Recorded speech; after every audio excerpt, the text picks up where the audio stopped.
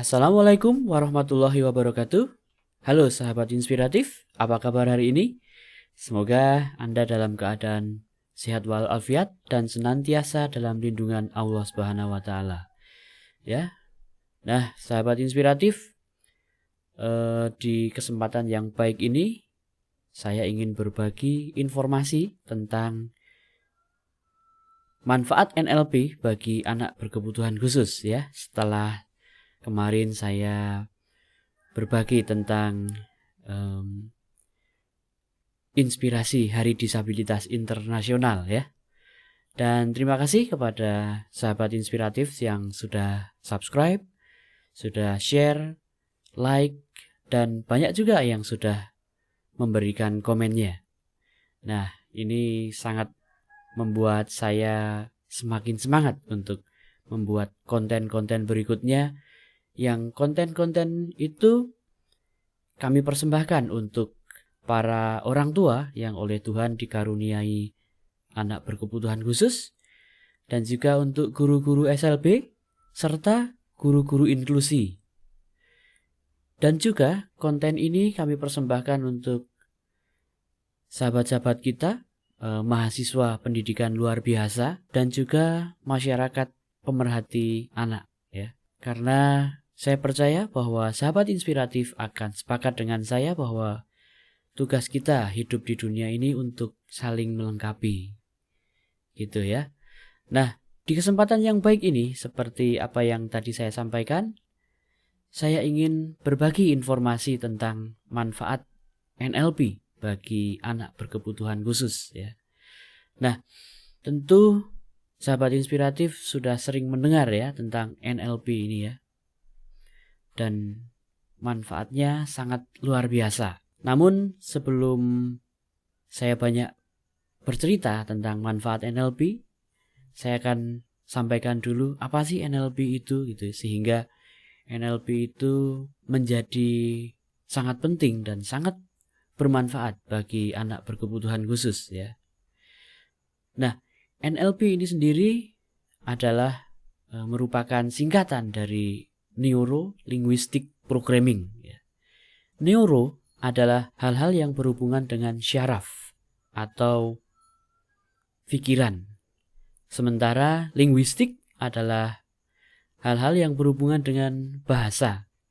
Dan programming adalah pemrograman ya. Sehingga NLP ini dengan mudah bisa kita artikan sebagai sebuah ilmu atau sebuah metodologi yang menggunakan bahasa sebagai alat untuk memprogram pikiran gitu ya. Nah, itu.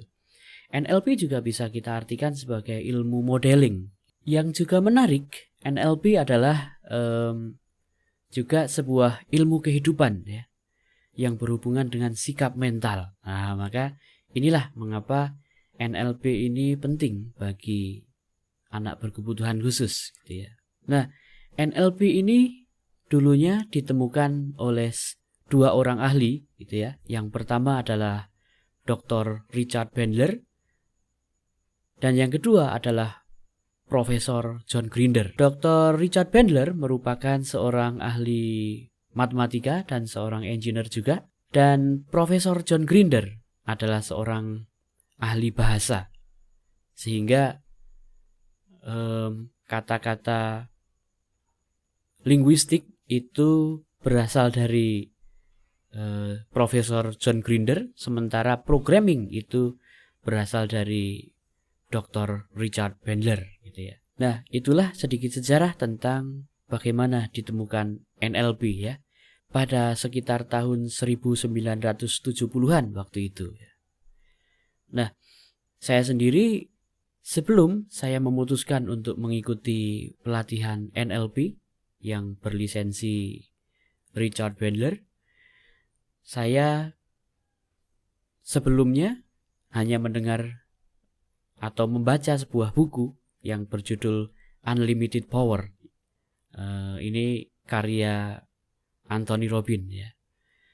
Dan setelah membaca buku itu, saya mencoba teknik-tekniknya bagi diri saya sendiri, dan saya mempraktekannya dalam saya mengajar dan alhamdulillah manfaatnya luar biasa gitu ya. Nah, hingga akhirnya saya memutuskan untuk mengikuti pelatihan NLP yang berlisensi Richard Bandler ya.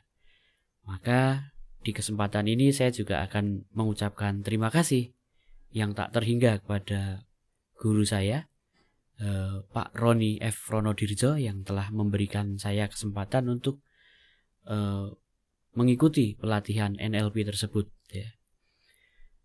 Selain NLP, saya juga pernah mengikuti beberapa pelatihan hipnoterapi, diantaranya bersama Pak Ari Sandi.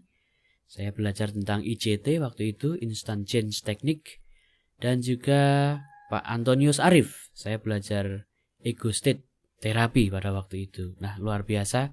Terima kasih untuk guru-guru saya yang telah memberikan saya kesempatan untuk mengupdate ya pengetahuan saya.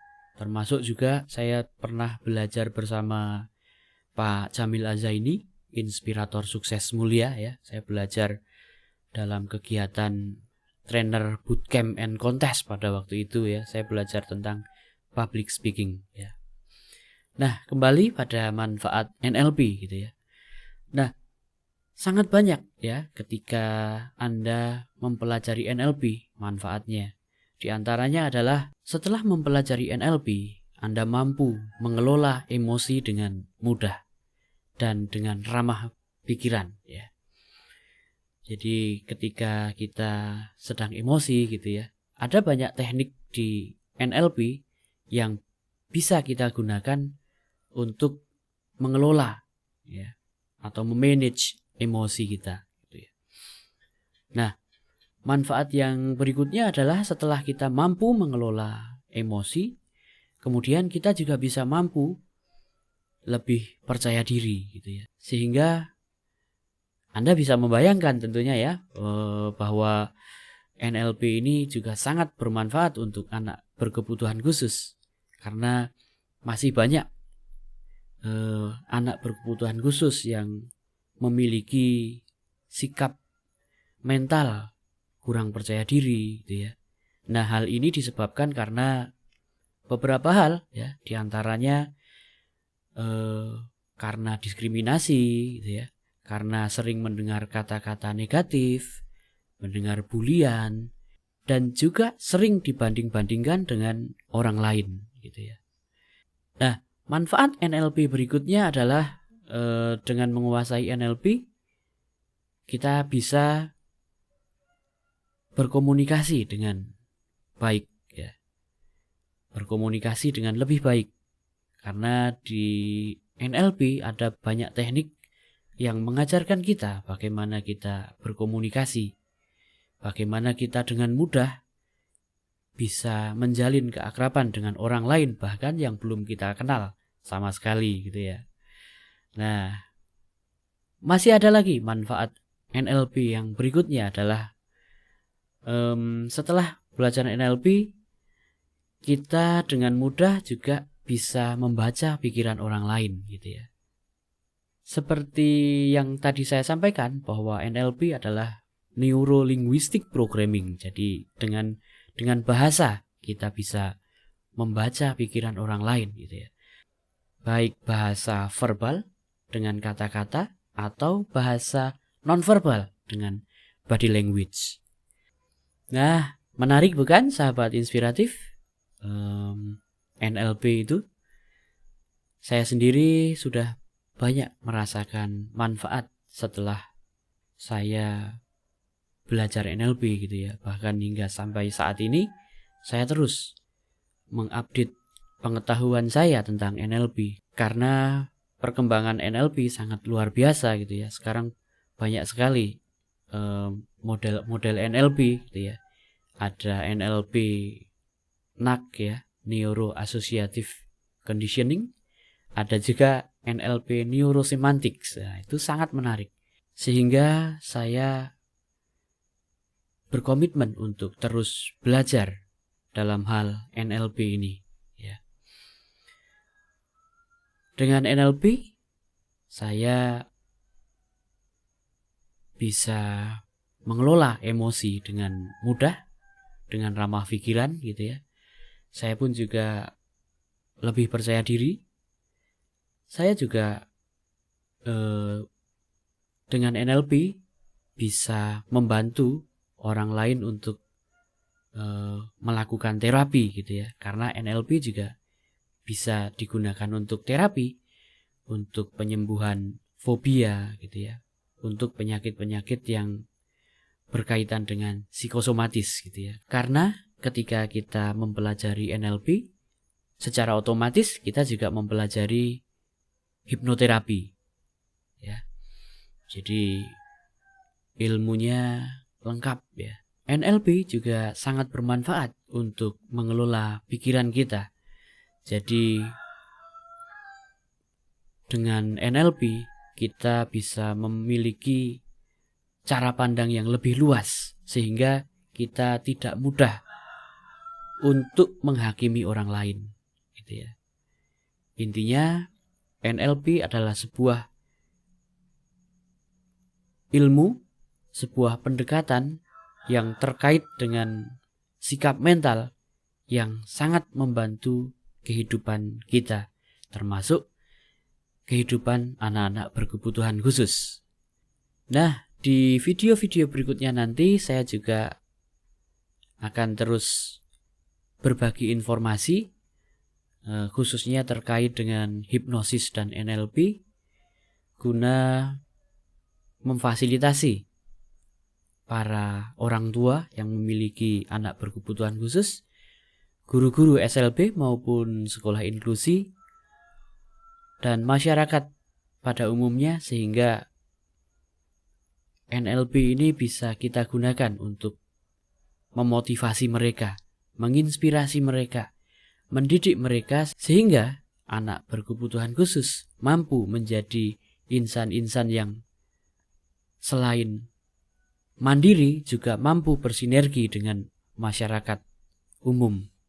Nah, sahabat inspiratif, itulah sharing-sharing saya tentang NLP. Akhirnya saya mengajak Anda untuk peduli terhadap anak berkebutuhan khusus gitu ya. Bahwa semua agama mengajarkan kepada umatnya untuk saling melengkapi dan saling menguatkan. Akhirnya, jika Anda merasa video ini bermanfaat, Anda boleh subscribe, share, like, ataupun memberikan komentar di kolom komentar. Saya Agus Putranto, terima kasih atas perhatian Anda, dan wassalamualaikum warahmatullahi wabarakatuh.